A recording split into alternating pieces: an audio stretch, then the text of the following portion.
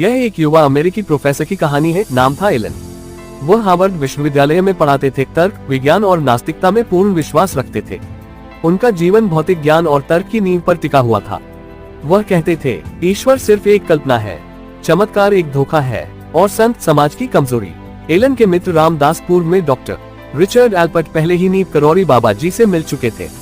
रामदास ने उन्हें कई बार बाबा के चमत्कारों और अनुभवों के बारे में बताया। एलन ने हर बार हंसते हुए कहा, शायद तुम्हें कोई भ्रम हो गया है। लेकिन एक दिन सिर्फ अनुभव के लिए और अपने मित्र को संतुष्ट करने के लिए एलन भारत आए।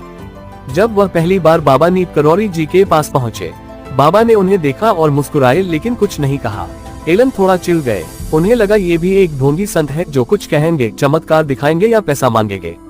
लेकिन बाबा ने न तो उसका नाम पूछा, न कोई उपदेश दिया, न कोई सवाल। वे बस एक कोने में बैठ गए और उन्हें देखने लगे जैसे पूरी आत्मा को पढ़ रहे हो। फिर अचानक बाबा बोले, तुम्हारी माँ बहुत रोई थी उस रात जब तुम 12 साल के थे और अस्पताल में थे। एलन स्तब्ध रह गए। उन्होंने ये बात कभी किसी से साझा नहीं की थी। बाबा बोले, उन्होंने भगवान से कहा था, अगर मेरा बेटा बच गया तो मैं तुम्हें मान लूंगी। एलन की आंखों में आंसू आ गए। उन्हें वह रात याद आ गई जब वह गंभीर रूप से बीमार पड़े थे और उसकी माँ ने प्रार्थना की थी। उन्होंने धीरे से पूछा, आपको कैसे पता? बाबा ने सिर झुका लिया और बोले, जब कोई सच्चे दिल से पुकारता है तो वो आवाज हम तक पहुंच जाती है और तुम्हारी माँ की आवाज ने हमें खींच लिया था।